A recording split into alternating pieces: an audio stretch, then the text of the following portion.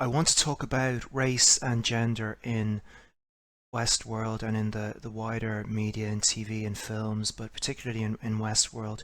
What I'm looking at here is how gender and race are portrayed, how this portrayal is at odds with reality, how it's counterfactual, how it doesn't represent the real world, and why the producers of these shows and films are choosing to represent gender and race in this counterfactual manner. Now, the why is the easiest to explain. It's because of politics. The producers of these shows, we're talking about America here and to a lesser extent Britain, are overwhelmingly progressive and liberal in their views. They support female empowerment, black empowerment. These beliefs are finding their way into their shows. What we're looking at really are four areas in particular: portrayal of women, portrayal of blacks, portrayal of white males, and portrayal of relationships. Now, the first two areas here, women and blacks, there's a lot of an overlap.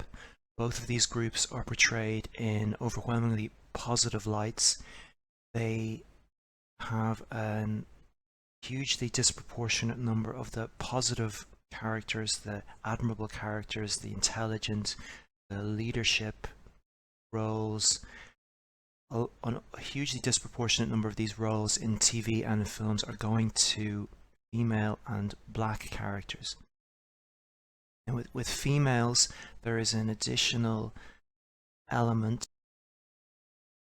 There is a desire to represent female characters in STEM roles. The lack of women in STEM fields, science, technology, engineering, and mathematics. This is a particular cause célèbre of the progressive left, the desire to get more women into these roles, the belief that the lack of women in these roles is a problem and that it needs to be rectified. And we see this a lot in films, the representation of women as in these roles: science, technology, engineering, and mathematics. For black characters, there is an additional aspect that is the placing of black characters into ahistorical contexts, into historical situations where there were no blacks. Now, the BBC and Disney are notorious for this. You also see this in Westworld. We'll discuss this later on.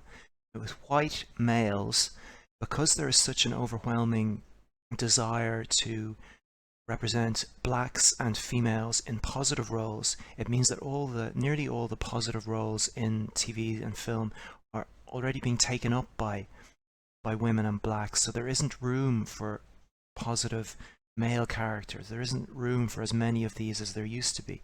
Results of this is that the default position now is to put black and female characters in positive roles and white males in negative roles. There is, of course, there's a reluctance to portray female and black characters in a negative light as well. So all of this contributes to a situation where we get a hugely disproportionate number of positive roles are taken up by blacks and women, and the negative characters, the anti-heroes, are white males. Now, in relationships, what we're looking at here are portrayal of homosexuality, portrayal of bisexuality, and in particular interracial relationships. How frequent these are, the producers go out of their way to represent these types of relationships as being more common than they are in the real world. It's an attempt to normalize this. I don't want to talk too much in abstract terms at this time. I prefer to go through episode 1 of Westworld and look at specific cases and then discuss their wider context. Before we do that, I'd like to look at some definitions of propaganda. Now, talking about here gender and race, we're talking about producers representing these aspects in an exaggerated manner, in a counterfactual manner. They're presenting a view of the world which doesn't correspond to the real world. So they're deliberately misrepresenting the roles of females and of blacks and of sexuality. They're exaggerating certain aspects of this. And let's look at some definitions of propaganda. Propaganda is information, especially of a biased and misleading nature, used to promote a political cause or point of view. It's often associated with psychological mechanisms of influencing, altering the attitude of a population towards a specific cause position or political agenda in order to form a consensus of a standard set of belief patterns. Now, this is what we're seeing in the media. We're seeing women and blacks portrayed in roles that don't correspond to reality, and this is happening because the producers are trying to change the perceptions of the public, to challenge gender stereotypes, to challenge racial stereotypes. There's an element on the left that believes that race is a social construct, it doesn't exist. There's even an element that believes gender is a social construct and doesn't exist. Now, that's Wikipedia. Let's look at the Oxford English Dictionary. Propaganda, information of a biased and misleading nature used to promote a political cause or point of view, dissemination of propaganda. Let's look at Merriam-Webster. Ideas or statements that are often false or exaggerated, used to spread in order to help political cause. Okay, so let's go through episode 1 of Westworld. Bring her back online. Okay, so the first character that we're introduced to is Dolores. Now, Dolores is a female. She's one of the 3 positive characters in Westworld, the 3 characters that we sympathize with. Now, who are those characters? Well, the first is Dolores. Second is Bernard / Arnold. Third is Maeve. Now, all 3 of these characters are robots. They're hosts, but all 3 of them show signs of developing consciousness. And although Maeve is quite vicious, I think even with Maeve we have a degree of sympathy for it. So these are the 3 sympathetic characters, the 3 protagonists in the show. And of course, what do they all have in common? None of them are white males. Teddy is a white male. I think we like him. He's quite a nice guy, but he's a robot, and unlike the others, he's not developing consciousness, so we don't sympathize with him the same way as we do with the others. It appears initially that William is going to be a hero of the show. He's a white male, of course, but we find out at the end that all is not what it seems with William, and he turns into the man in black, who is the big villain of the series. He's a white male. The other villain of the series is Anthony Hopkins' character, Dr. Ford. So we have the 3 protagonists, Maeve, Dolores, and Bernard. None of them are white males. The 2 villains, Dr. Ford and the man in black, are both white males. Now, the dynamic between Dr. Ford and Bernard and Arnold is interesting. Of the 2, of course, Ford is white, Arnold is black. Of the 2, we learn as the series progresses that Arnold is the scientist, the creator, who possesses more information, more knowledge. He seems to be the cleverer of the 2. He's also the more likable of the 2. Dr. Ford displays some crazy behavior, some megalomaniacal behavior. So of the 2, Arnold seems to be the more intelligent. He seems to have a better grasp of the consciousness, which is really what the building of the robots, it's really what this is all about. And he's also the more likable of the 2. The new Star Wars films. Here are the 3 heroes of Force Awakens. Black, female. Poe Dameron is an actor from a Guatemalan family. Here are the heroes from Rogue One. Female, Mexican, British, Pakistani, Asian. Saw Gerrera, black. The bad guys, white male. White male. Believe it or not, even Gwendolyn Christie's character, Captain Phasma, was originally intended to be a white male. Here we have Vulture has an article on this. Less than 3 weeks before the movie began, principal photography, Kazdan, who's one of the writers, Abrams, still had several key roles to cast. A photo from the session quickly made its way online. There's the photo here with the lack of female characters. There's three females there. Now, this caused controversy. Star Wars fans, whilst they were thrilled to see only one new actress was pictured at the table. Hey Star Wars, where the hell are the women? So feminists were unhappy about this. It was around this time that Kasdan and Abrams, who were still attempting to cast Phasma and rumoured to Benedict Cumberbatch had their gender-flipping brainstorm. When the idea came up to make Phasma male, it was instantaneous. Now, it's just a coincidence, you understand, that they decided to change Captain Phasma to female after this feminist complaint. Purely a coincidence. So if Captain Phasma had been a white male as well, that would have been an extraordinary situation. All the new heroes in both films are either women or non-whites, and all of the bad guys would have been white males. If you don't believe that the producers and the writers and the directors of these films hold strong opinions on gender and race, then you're wrong. Here's what J.J. Abrams said in a podcast. We wrote these characters. Being to the Emmys, you look around and you see the whitest room in the history of time. It's unbelievably white. I thought, we're casting this show, we have an opportunity to do anything we want. Why not cast the shows with actors of color? There was an article on Comic Book Resources talking about Rogue One. You might think that's quite an obscure article to mention, but the two of the writers, Chris Weitz and Gary Whitta, later tweeted about this article, so it is relevant. They read it and that they agreed what it was saying.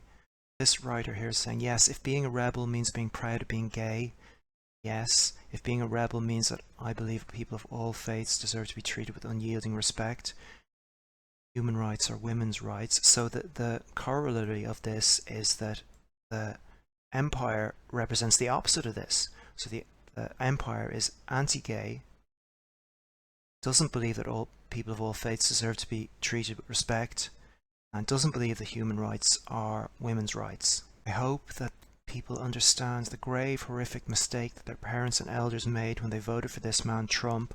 When I look at the Rogue One trailers, I see what I want from America. I see a multicultural group standing strong together, led by a rebellious and courageous woman. Now, Chris Weitz, who is the screenwriter of Rogue One, responded to this on Twitter. I love it. Gary Whitta, who is another writer on Rogue One, also tweeted in support of this article. Chris Weitz went further later on the same day with a tweet, please note that the Empire is a white supremacist human organization. This tweet was later deleted, but here's a screenshot of it. Gary Whitta later tweeted, again this was deleted, I don't have a screenshot of that tweet. Here it is in an article in the Hollywood Reporter.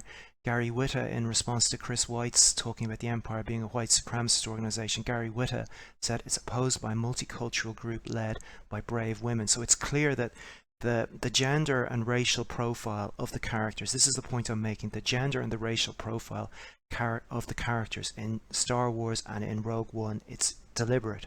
It's deliberate, and it is representing an ideal of the type of world that the producers, the liberal left, want to see, trying to portray the world as it should be in their view. Early in episode 1, we get this interesting monologue from Dolores. Now, it's important to put Westworld in context here. When this show was being produced and when it was being shown, 2016, the US presidential election, a lot of discussion on immigration, on xenophobia, racism, immigration from Mexico, Central America, a big issue in Europe at the moment as well, with the influx of migrants from North Africa, Sub-Saharan Africa, the Middle East, Afghanistan. Let's listen to Dolores's monologue here, which is ostensibly about newcomers, which is the term that they use for the human guests. It's the term that the hosts, the robots, use for the human guests that come into Westworld. But let's listen to this now. It seems fairly obvious to me that this is the producers talking about the political context in the real world. What do you think of the guests? You mean the newcomers? I like to remember what my father taught me. So Dolores is saying here, I mean, this is a way of saying really, this is what good people think. This is the way nice people think.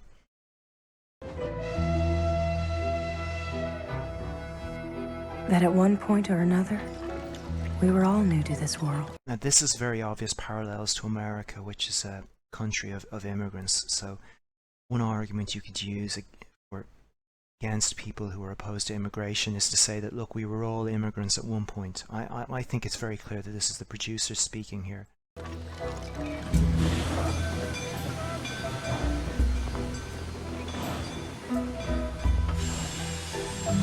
The newcomers are just looking for the same thing we are. So the immigrants, they're just the same as us. They want the same things that we do. A place to be free, to stake out our dreams. A place with unlimited possibilities. Oh, God.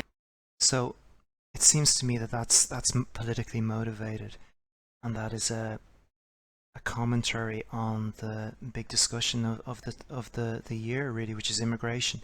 Now, this is the first guest couple that we see. Now, they're mixed race. This guy is white, and this lady is mixed race. Now, what's interesting about this is that we see 4 couples during the course of this episode, 4 guest couples. This is the first couple here. We see this couple later on who both are white.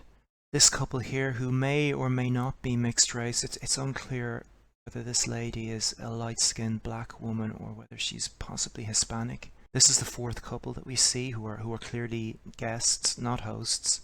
Another mixed race couple. The final couple that we see are these 2 here. This black guy here, and this is presumably his girlfriend. We see this is like an orgy scene in a shack. This lady is one of the hosts. What's interesting here is the bisexual context. His girlfriend, presumably his girlfriend. The host starts over here. She walks over here, and this lady grabs her and starts caressing her and kissing her. There's a bisexual context here. There's an interracial context. So we've seen 5 couples from the real world, mixed race, possibly mixed race, same race but with a bisexual element, same race. So of the 5 couples, only one of the 5 don't have either an interracial or a bisexual element. And what's significant about the depiction of the mixed race couples is that it's quite clear that there is a hugely elevated number of mixed race couples shown in TV and movies compared to the real world. Now, why did they do this? It's an effort to normalize mixed race relationships, to perhaps to encourage them, perhaps to remove any stigma associated with them. There's also an element on the progressive left that sees interracial relationships as a positive development, because if we all become mixed race, then there won't be any more racism. Another way of viewing that is that these people see racism as a problem. They see white people as the cause of that problem, and through mixed race relationships, if we can eliminate the white population, we can eliminate that problem. For whatever reason, there is an extraordinary celebration or encouragement of mixed race relationships in these shows, and we'll see that again later on. Teddy arrives at Westworld like he has 1,000 times before, presumably. This is a really great sequence where we can appreciate the production values of the show, the level of detail, the level of realism, the attention to detail. There are limits to this realism because there are times when it is more important to the producers to be politically correct than it is to be historically accurate. An example of which is coming up now when we meet a black sheriff. Now, this is an example of what I spoke about, the insertion of black characters into ahistorical situations. The idea of a black sheriff in the Old West, I mean, this is such an absurd idea that Mel Brooks wrote a comedy in the early 70s about this, the ludicrousness of what it would be like to have a black sheriff in the Old West, blazing saddles. Yet here we are now in 2016, and this is being presented to us as if it's entirely normal. It's another example of the attempt to break down the barriers between the races, that race is irrelevant, it's a social construct, there's no them and us sense. Blacks have It's more of an issue in Europe and the portrayal that Disney has of black characters in historical context in Europe. But even here, the idea of a black sheriff, it's not impossible, but it's very unlikely.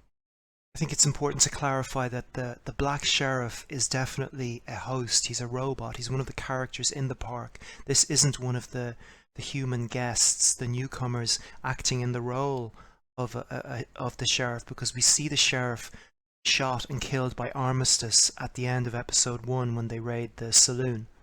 BBC in Britain recently produced a show, the Three Musketeers, set in, I think it's called The Musketeers, set in France in the 1600s. Look at all the black characters it has in this show. This guy here, Porthos, he's actually one of the Three Musketeers, and he's mixed race. We can also see a lot of this in the recent Disney film Cinderella. Look at all the black servants. And this isn't the American Old South. This is Europe in the possibly the late 1700s, early 1800s. Having black servants at that time was not normal.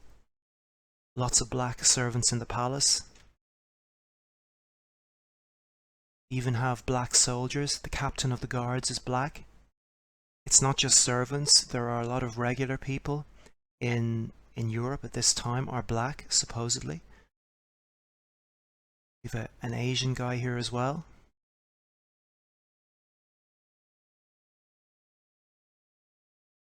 Look at this crowd scene here. There are a lot of Asians here. You might think that the inclusion of black characters is being done for commercial reasons in order to appeal to the black market, but I don't think that is the case. The black market in America is quite small. They're only 12% of the population. They're a much smaller percentage in Canada, Australia, Europe, the market in Africa. These markets are not as important as Asian markets. And if this was being done for commercial reasons, in order to make the films more marketable to non-white ethnic groups, you would imagine that there would be far more Asian characters featured in these scenes than blacks. But this example here, this is an aberration. Although there's a lot of Asians here, the usual situation is to have lots and lots of blacks and relatively few Asians. So this would suggest to me that it's not being done for commercial reasons. It's because of a political ideology.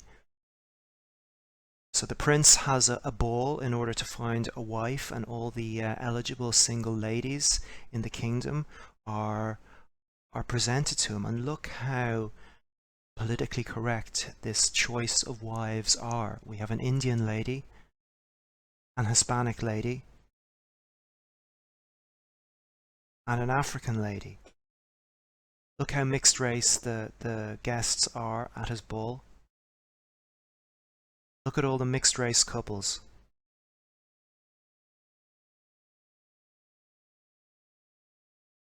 Into the Woods, another recent Disney film, appears to be set in England in the 1800s. A lot of black peasants in the crowd scenes.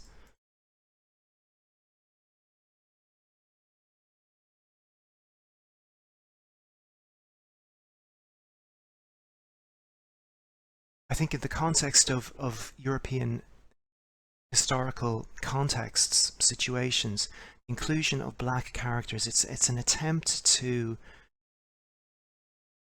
move away from the sense that these are white countries and that blacks are recent immigrants.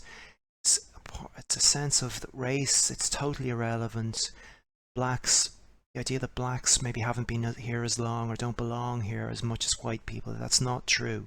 I think this is what they're attempting to create, to change views on blacks. Why shouldn't there be black characters in a scene of peasants in 1800s England?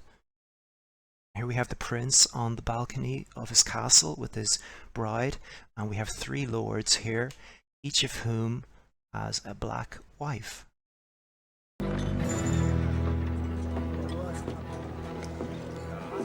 Rye whiskey. What about it? Okay, so the next character that we see is the barman. Teddy goes into the bar, and the barman is a white male. Now we see 4 employees of the bar.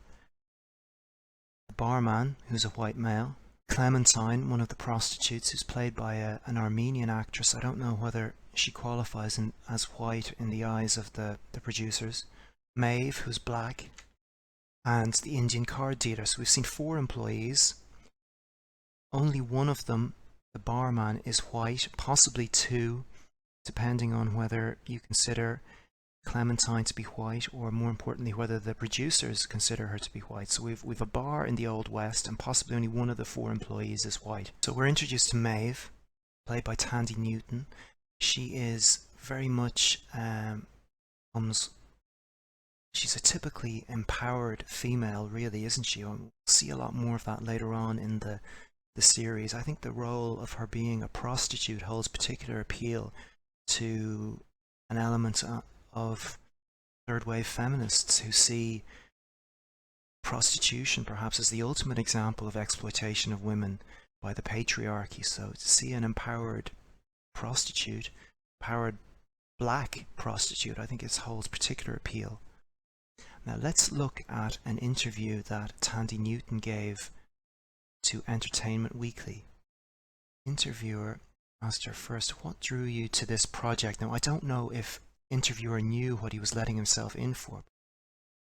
Look at the extraordinary number of buzzwords that Thandie Newton responds with. I read the plot and was a bit confused. There's a lot of violence, objectification of women, political incorrectness. Showrunner Jonathan Nolan is the most evolved feminist I know. A complete badass, Lisa Joy. Now, badass and kick-ass, these are 2 terms that we associate with the portrayal of women in 2016. Does anything say 2016 more than women kicking ass? Kicking ass with swords, kicking ass with machine guns, kicking ass with lightsabers. They're fabulous, and they both represent diversity and politics for women's rights. Violence against women, gender inequality, women's roles, more interesting and multidimensional. Felt like a women's rights activist, really conscious about social and political issues. So it's clear that Thandie Newton is very much a card-carrying member of the Feminist Party. Her comments about violence against women are interesting because the violence against women in Westworld, there's no way that this is there for the gratification of men. There are no men who enjoy watching that. It's deeply uncomfortable to watch, and any violence is there very much to paint the men in a bad light and to make us sympathize with the women. So you could say that the violence there serves to further a feminist agenda. So I'm surprised that she would have a problem with the way the violence is portrayed. Teddy and Dolores go back to the ranch at night time. The ranch is being attacked. This is a really horrific sequence. Now the conversation that we're about to hear is between Bernard and Dolores back at the Westworld facility. Now what Bernard is saying to Dolores is that she's too trusting towards the newcomers. So this muddies the waters really regarding my interpretation of Dolores's monologue earlier on, whether this was really a political statement by the producers, because now this is being shown that maybe Dolores's positive attitude towards the newcomers, this welcoming attitude, is in fact dangerous. Bernard then explains to Dolores, in fact this is probably Arnold speaking here, we learn in later episodes. He explains to her how her understanding of her world is all wrong, how there are no such thing as chance encounters, and how that she and all the other hosts, everyone she knows, has been created specifically to gratify the desires, that's the term that he uses, to gratify the desires of the newcomers who pay to visit her world. And at this point, just as he's saying this, Dolores encounters the man in black, who seems to be the perfect embodiment of the type of newcomer who is going to abuse this trusting nature that she has. He's the type of newcomer that she shouldn't welcome, that she shouldn't be open towards. There's then a horrific sequence of events involving the man in black, Dolores, and Teddy. I think I might leave that for another video because a lot of it is quite brutal and deals with rape, and to be honest with you, I'm worried about having the video flagged.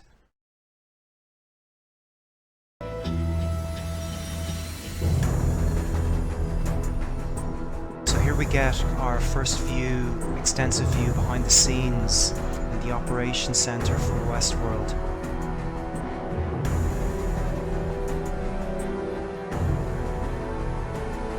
Now, what's interesting here for me is the depiction of the scientists, the gender of the scientists.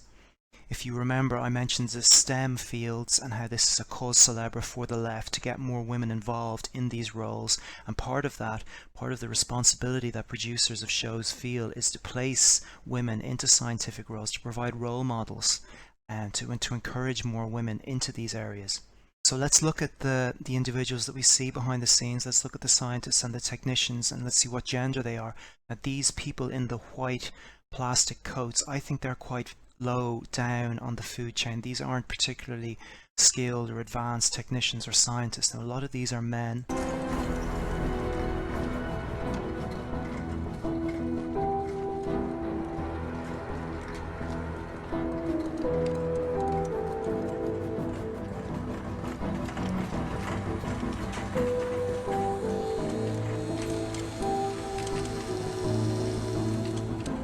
Now, these people in the black with the iPad-like devices, they seem to be more skilled, more scientific, more intelligent, more knowledgeable. They seem to be higher up on the food chain within the facility.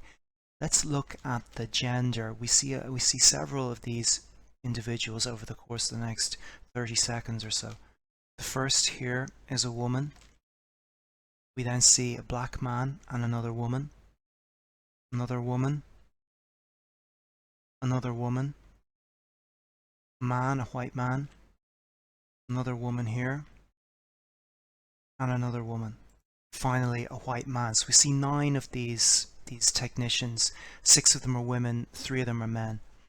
We have Elsie and Bernard are tending to Clementine, the prostitute from the saloon, and we get what seems to be a gratuitous lesbian kiss between Elsie and Clementine. This fits into the pattern that exists in so many shows and films now of normalizing bisexuality, homosexuality. The frequency with which these behaviors are shown is far greater than that which they exist in the real world. Another issue is that the challenging of stereotypes regarding homosexuality. Very often gay men will not be camp because that's a stereotype that needs to be challenged. Similarly, depiction of lesbian women, they'll rarely be butch or masculine because these are stereotypes that need to be broken in the eyes of the producer. So Elsie, she doesn't appear to be bisexual or lesbian at all, so and that's precisely the point in the eyes of the producers. So we're introduced to Teresa, who is the boss of day-to-day operations at Westworld. She's very much an empowered, assertive, intelligent woman. Again, this is very much a trope and a recurring feature of so much TV and film today. We have a problem? We have some unscheduled activity. Evidently one of your creatures is restless. Now, Ashley is sent down to investigate this incident with a security team, and it's curious that the producers haven't taken the opportunity here to include a woman in the security team. It would have been a good opportunity for them to challenge these gender stereotypes. Back at Westworld, at the saloon, we have an interesting situation here. This Asian lady here, dressed as a cowboy, drinking whiskey at a bar with a prostitute.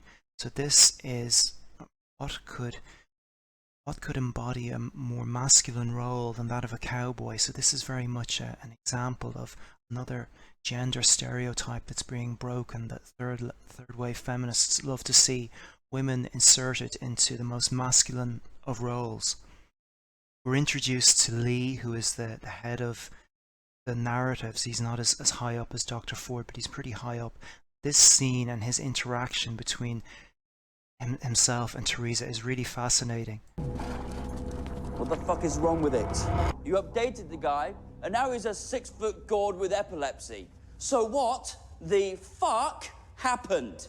Now, Lee is presented really as embodying all the negative attributes that any woman who works in an office environment with a man dreads.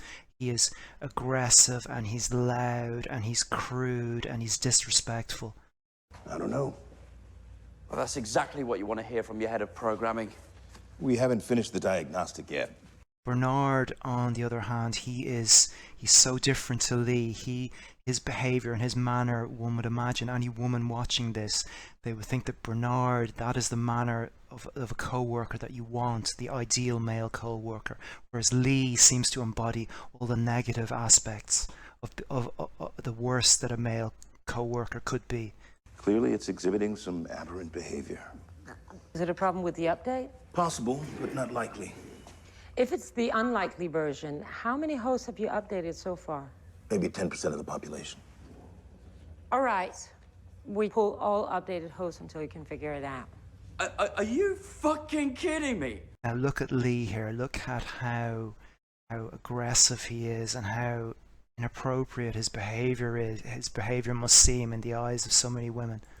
That's 200 hosts spread across a dozen active storylines. The guests interrupt your precious storylines all the time when they want to shoot or fuck something. No, when...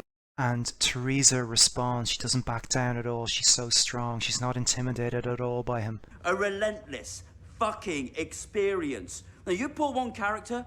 I look at Teresa's face here. She's really thinking, this guy is such a fool. He's such a fool. The overall story adjusts. You pull 200 at once, and it's a fucking disaster.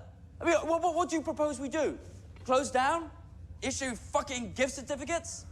Look at the disdain in Teresa's face here. Lee and Teresa have another interaction here on the balcony outside. And if you don't think that maybe this gender politics here isn't deliberate, remember what Thandie Newton said about Jonathan Nolan, that he was the most evolved feminist she knew, and that's quite a statement coming from Thandie, who appears to be very much a feminist herself.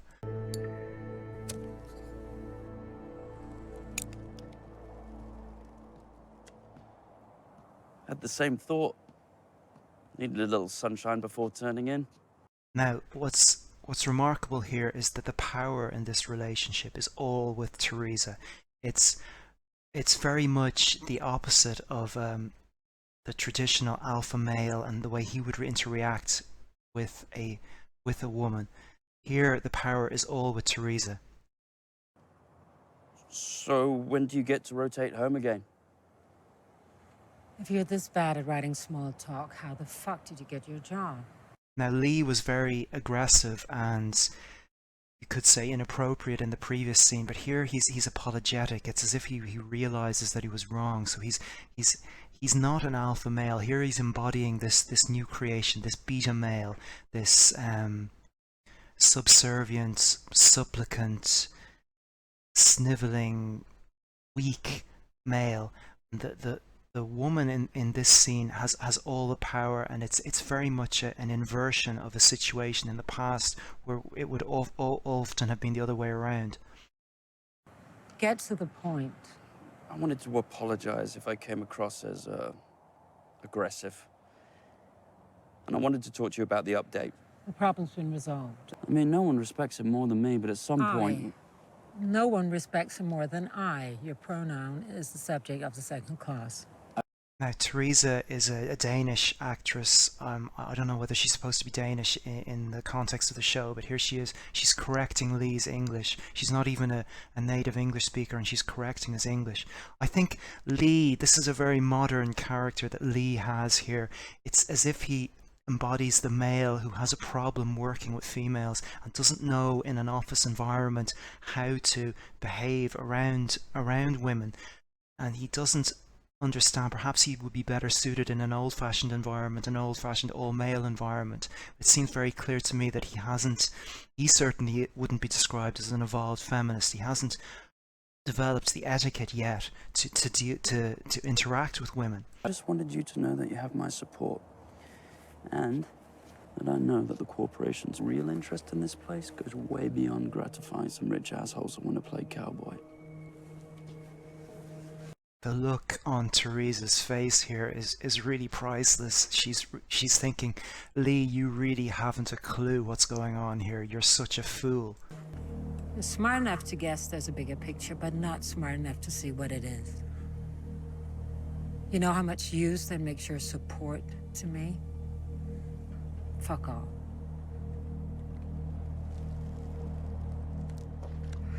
Get some sleep, Mr. Sizemore.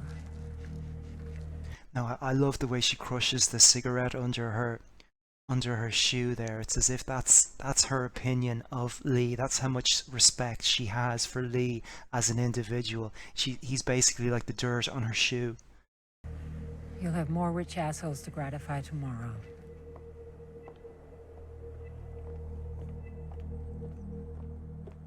At this scene, we have Kissy, who is the Indian card dealer. Now, this scene feels very much out of place, very much has a different mood to it. Kissy here is the traditional stereotypes, the negative stereotypes about Indians, that you can't trust them, and that they steal from you, and that they'll slit your throat once you turn your back. Now, it seems here that rather than show up these stereotypes as false, the show actually confirms that they're true, albeit these are robots, of course. Nonetheless, it's a curious scene to have included. So the barman doesn't trust Kissy and he thinks he's stealing. Well, it's on account of you being half Cornhusker. Tell me which half is which, and I'll switch that half.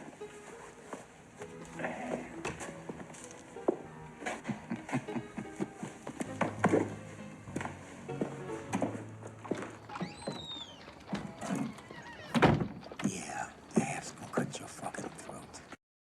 It's understandable that the programmers would have programmed the barkeeper to have the racial opinions that were common at the time. It's more interesting that they also seem to have programmed Kissy to possess these negative qualities.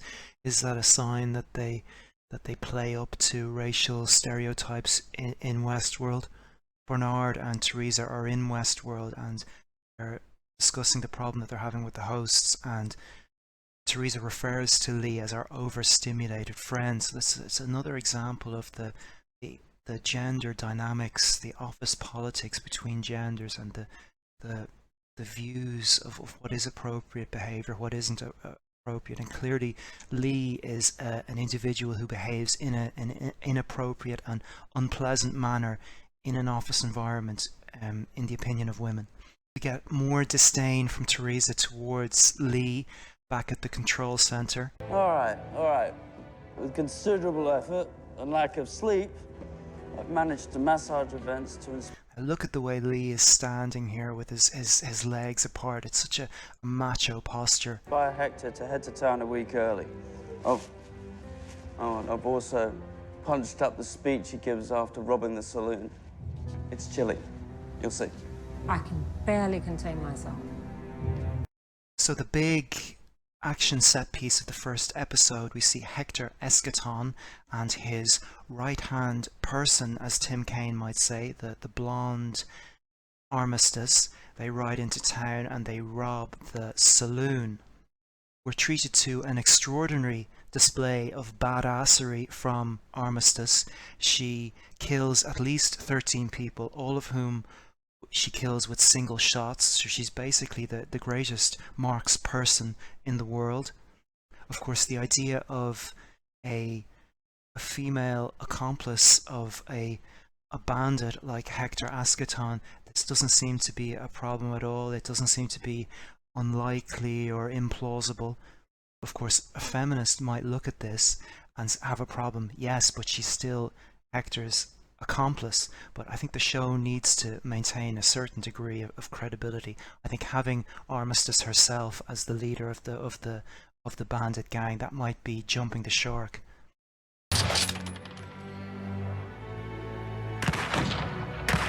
Problem with the righteous, it can't shoot for shit. Making a hell of a racket, though. Back at the facility, another female scientist. Towards the end of the episode, we have an interesting interaction between Dr. Ford and Teresa. If he breached, he needs to be put down. Now compare the way Dr. Ford speaks to Teresa, compare it to Lee. Now admittedly, Dr. Ford is above Teresa. He's more powerful than her, whereas Lee is below her. But nonetheless, I think it's an interesting example of two different dynamics, the power dynamic between these two, and the way that Dr. Ford talks to Teresa. That's the policy. Would it not be best for us to discover why first, Miss Cullen? Teresa here is she's quite intimidated by Dr. Ford, and I think the audience sympathize with her. Please.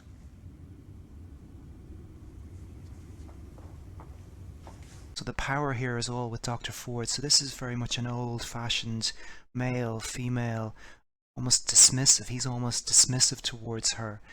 But I think it's important to realize also that whilst Dr. Ford is an old-fashioned white male, an old-fashioned alpha male, he's also later revealed to be possibly mentally ill, certainly to be a maniac and to display megalomaniacal tendencies. So I'm not sure that this is a positive display of the old-fashioned alpha male.